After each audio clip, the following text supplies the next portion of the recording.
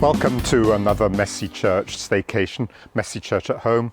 We can't meet in the premises, which is a bit sad, but hopefully today we can give you something that will brighten up your holiday and give you something to remember Messy Church and the good times that we've had there and the good times that we hopefully will have soon. Now, today, we've got a bit of a treat for you. We have a story from Noah and Julian. We have Jackie talking to us about how we stay in touch over the holidays. And we have Helen, who's going to be baking some delicious brownies. And we have Daisy, who is going to be talking to us or showing us how to make friendship bracelets. So buckle up and enjoy the ride and see you at the end. Over to you, Julian.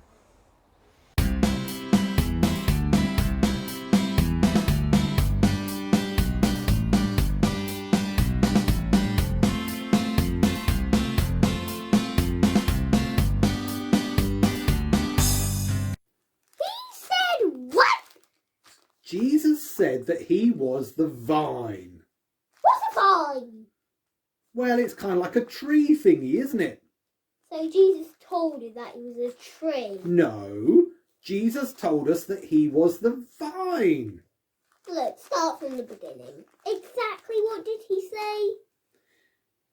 Jesus said, I am the true vine and my Father is the gardener.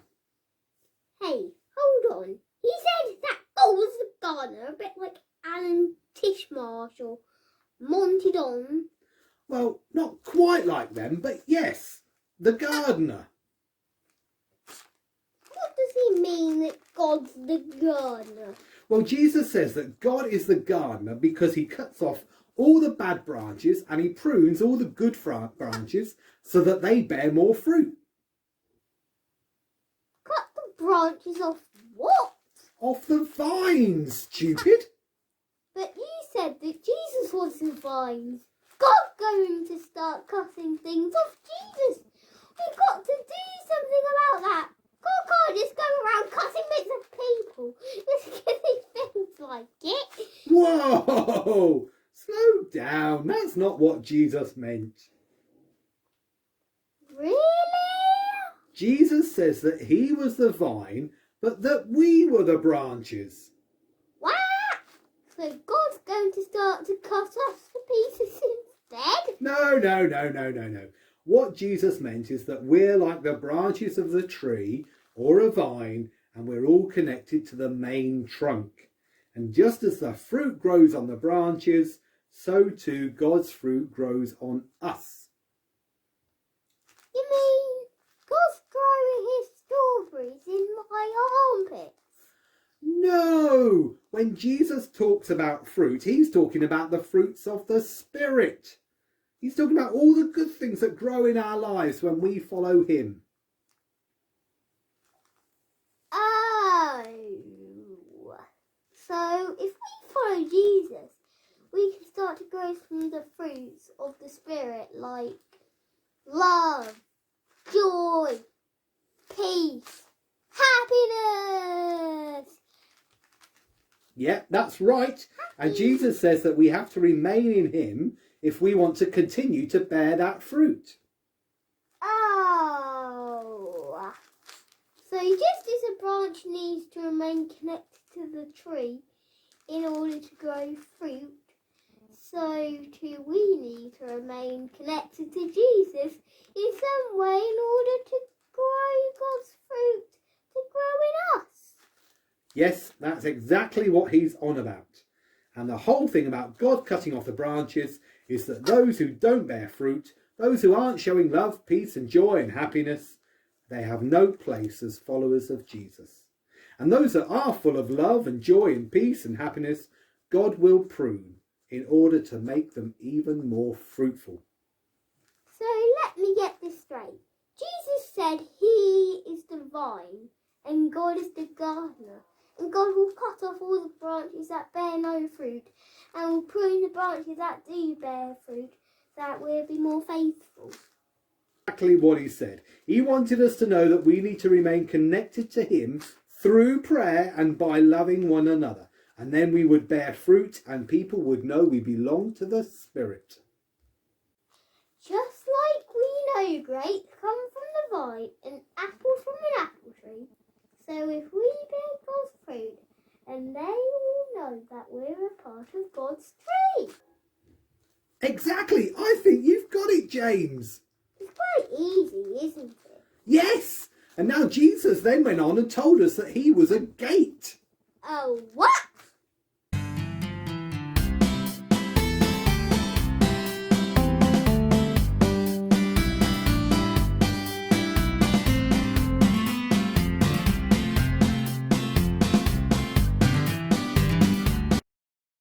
Thank you, Reverend Julian and Noah. That was great. Now we're going to hear from Jackie as she talks about keeping in touch. Hello there. Under this hat, it's Jackie from Messy Church. And our theme today is Messy Church Staycation or Messy Church on holiday. And we're going to be thinking about the types of things we do on holiday normally and the things that we can do in Morpeth. So if you're on your summer holidays, you're not going anywhere this year and you're having to stay in Morpeth, there's still lots to do.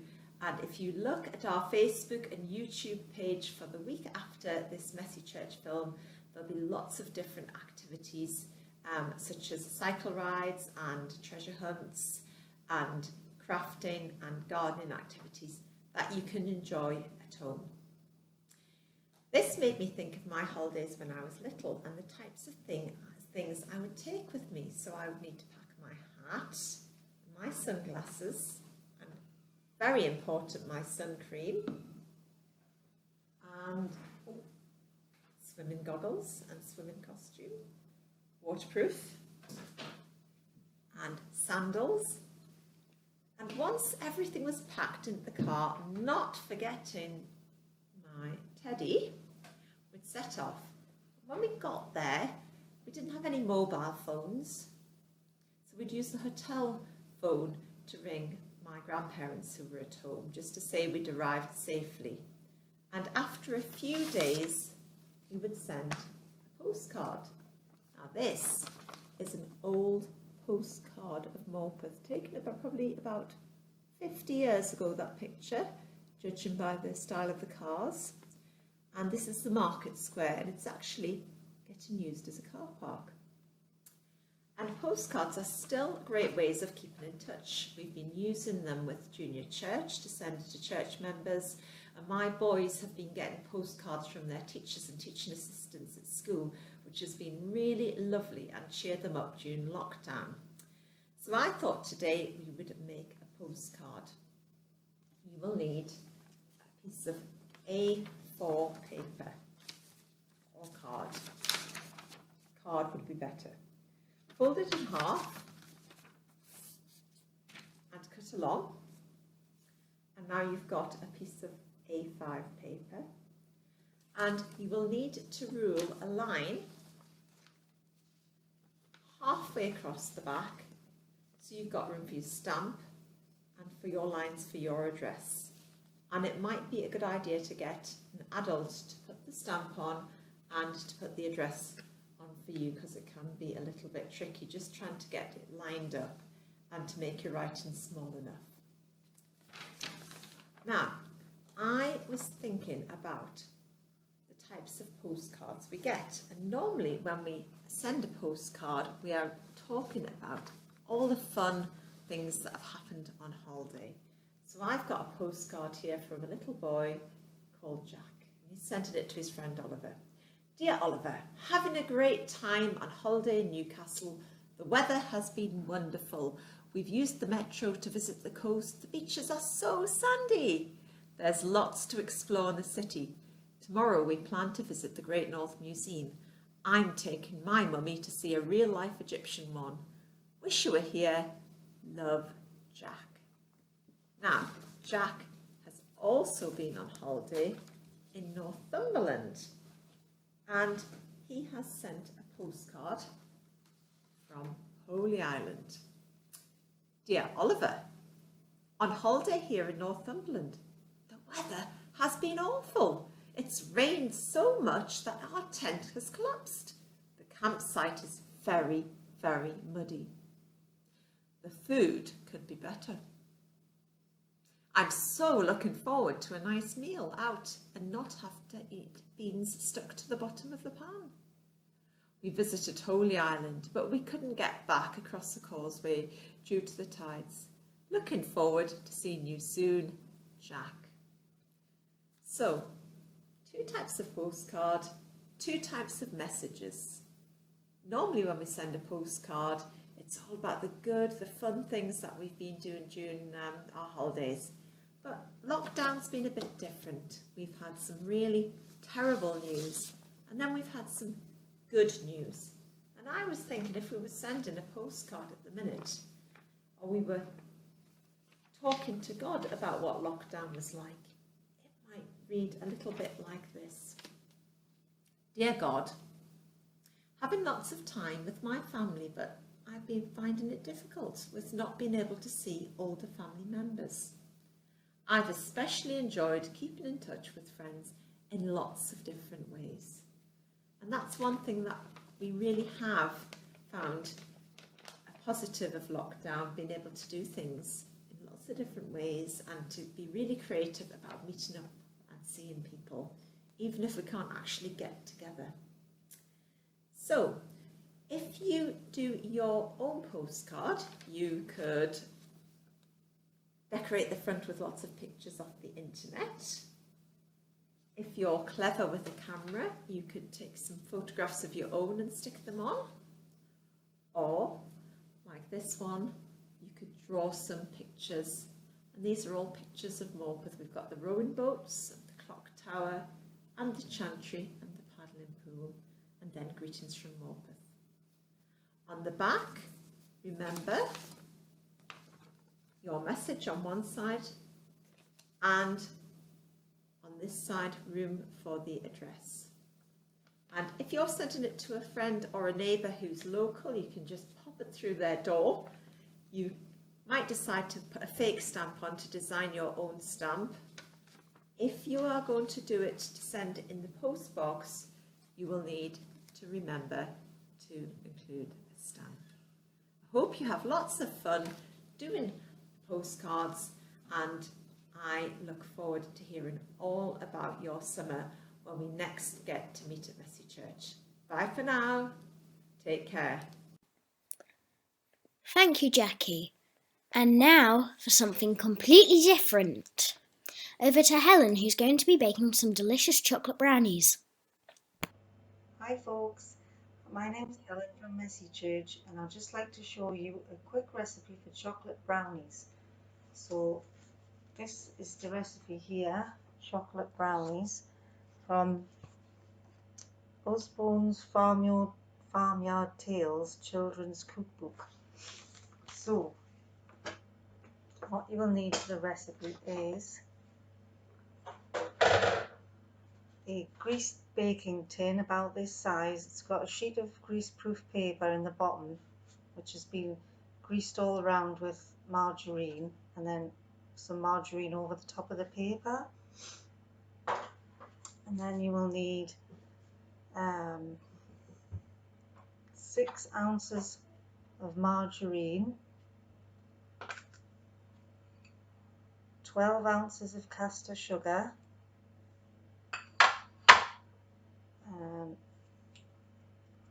a teaspoon of vanilla essence, 3 eggs,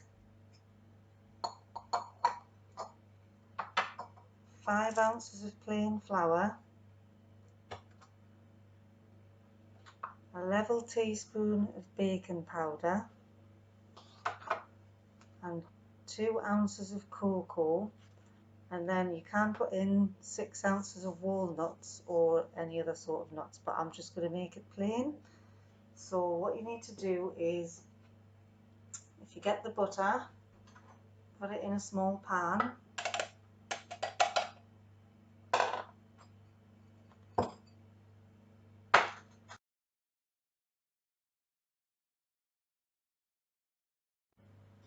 Right, so So once you've melted the butter, pour that into the mixing bowl. And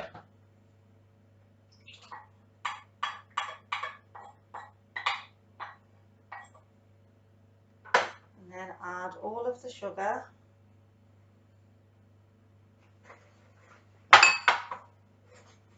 And some vanilla essence. You need 1 teaspoon of vanilla essence.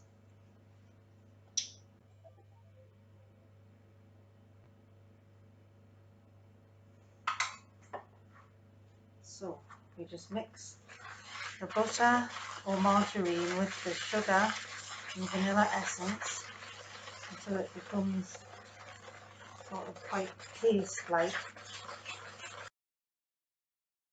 Then you break the 3 eggs into a separate bowl, give those a stir up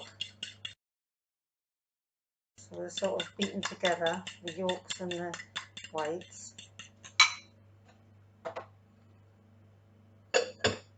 And then if you add that gradually into the sugar and butter mixture, just add it a little at a time, keep stirring just so that it doesn't split or curdle.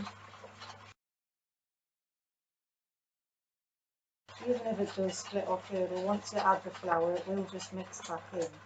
But it's quite easy to do. So that's the last of the egg. And quite hard to see, but it just looks much the same as before. Then if you get a sieve and sift in the flour and the baking powder and the cocoa all together. So we'll put the flour,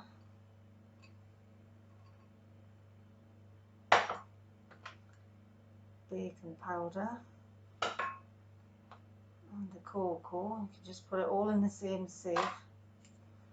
Just sieve that into the mixture, just all in one go.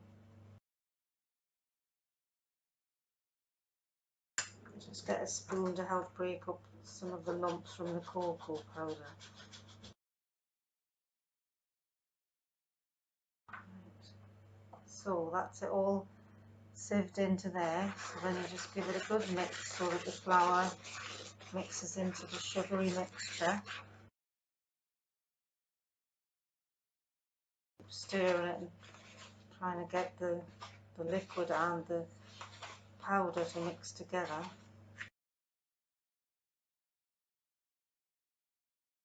Well, that's it pretty much mixed together there.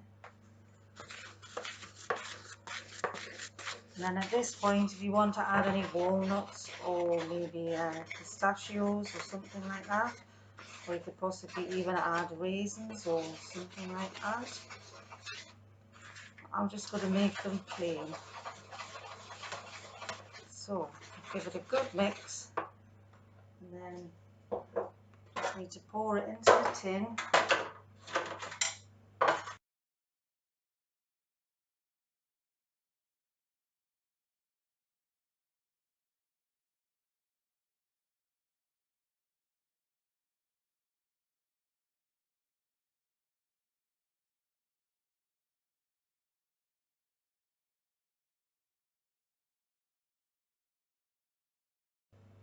So then if you just try and make it as even as possible, it is in the tin here, but I can't really show you because unless I lift this up, hang on.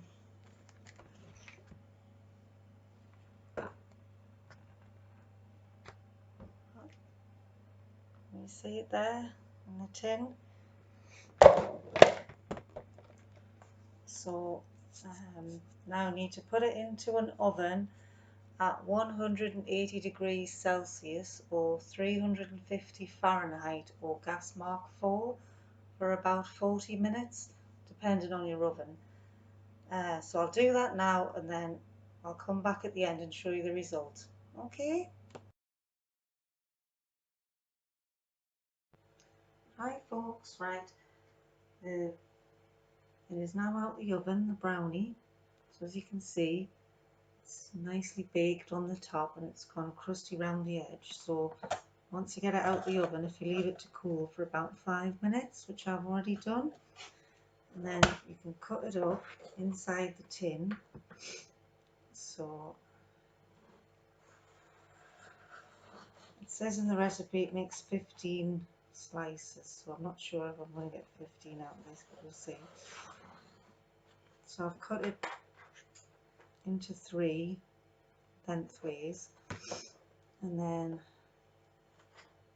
I suppose it depends how big a piece you want.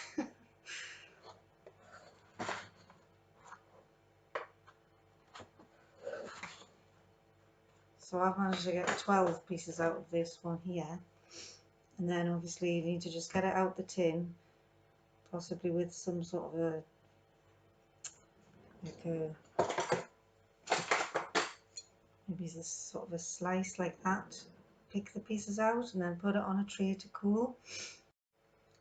So this is the finished article. It's, as you can see, it's lovely and moist in the middle with a nice crunchy crusty top. So hope you have fun making your brownies. Okay, bye. They look like great brownies. Now over to Daisy, who's going to show us how to make fun friendship bracelets. Hello! Today I'll be making a bracelet out of bits and bobs, probably beads and elastic and stuff like that, but I've got some elastic here and some beads here. They're colourful. And I have some letter beads here. And before I start, I'm going to say that these only cost 99 pence from shops like Poundland and Yorkshire Trading, so you can find them there. And they came with the elastic. And you can also use wool and string. And here's one I made earlier. It fits me perfectly, even though it looks a bit small. But there, and it says happy.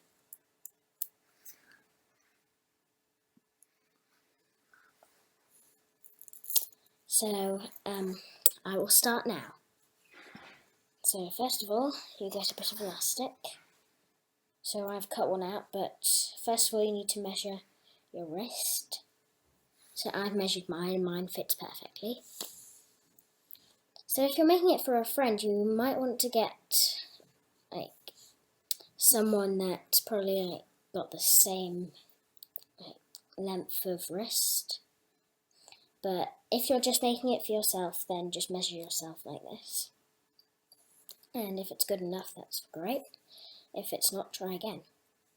And the first thing you do is you tie a knot at one end. And you might need to tie the knot loads and loads of times, but to try and get it bigger so that the beads won't fall through. Like so. Okay, now I think I'm just going to randomly choose a pink pale bead. It's shaped like a flying saucer. And I put it on and make sure that it's not going to fall through. Happily, it's not going to fall through. So I can keep on getting loads and loads more beads. Just keep on going until I think I've got at least, oh my gosh, my kitten.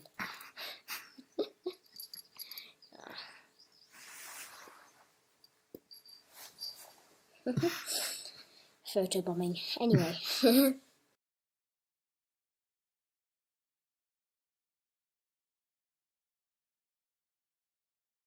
And I'm going to get a dark pink one now.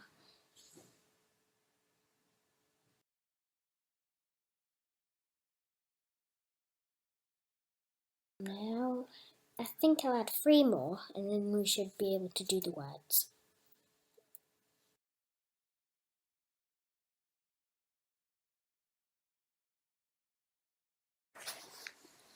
And then now I have enough beads till I can do the word. I think I'll do be happy. So I'll need a B. And then an E.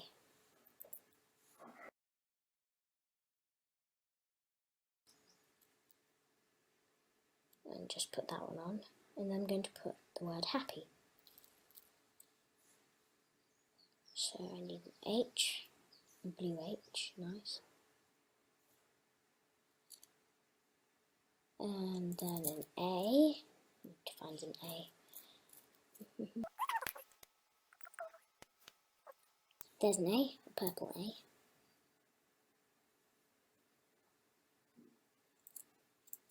And then I need two.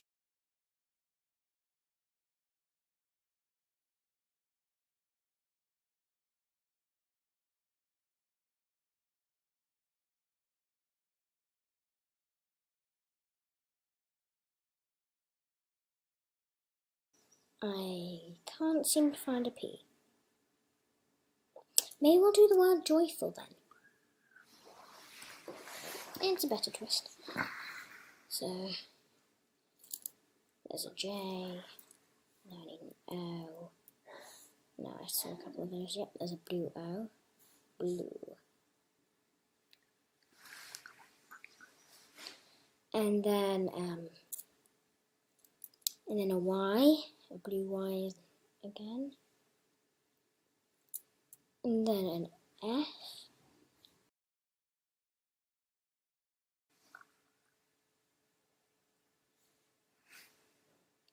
And then a U.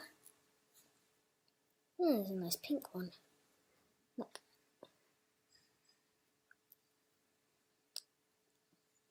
I dropped it. And then an L. Oh, nice blue L. It's sort of a tealy colour. Yeah. So.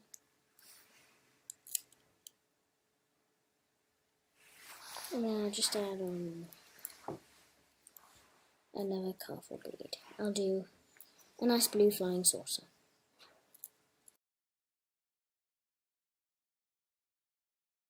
And then we'll tie them together. So I do double knots when I tie them, just in case.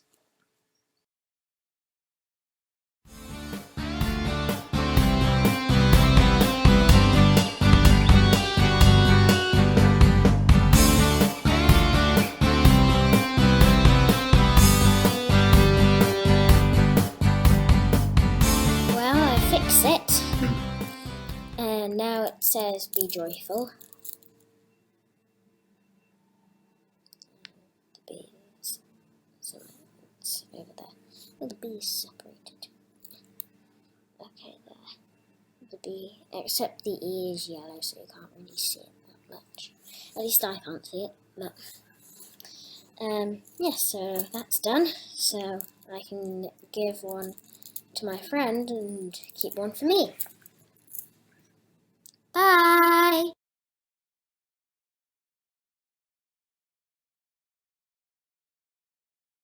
Well, hello again after all that. That was exciting, wasn't it? We had a really good story from Noah and Julian. We had ideas from Jackie about how to stay in touch with people. I hope you made some really delicious brownies. And you've got some ideas from Daisy on how to make some really cool friendship bracelets. So that's been a really good Messy Church. And we have been thinking about staycation, staying in touch. And the thing is, at the heart of Messy Church is staying in touch with God and remembering to be loving and kind to the people around us. So now we're going to have a prayer that is going to be read to us by Daisy before we finish up. Thank you, Daisy. Dear God, thank you that in Jesus we have a real friend who will always be with us. Help us to be a good friend to you and to stay in touch with you. Help us to be loving and caring to the people we meet. Help us to share your love with others so that our homes, our schools, where we work and live would become places where everyone is cared for and no one is ignored. Help us to follow the example of Jesus and to be a good friend to those in need. Amen. Over the coming few days, we'll be posting on Messy Church Facebook page and YouTube some ideas on what you might be able to do during your holiday. We've got ideas about exploring Morpeth, perhaps even a bike ride, all sorts of things that you can do with your parents or those who look after you, and hopefully you can have a really good time. Anyway, hopefully see you at our next Messy Church, and hopefully it won't be too long before we can see each other in the building. Thanks for watching, and see you again soon. Bye.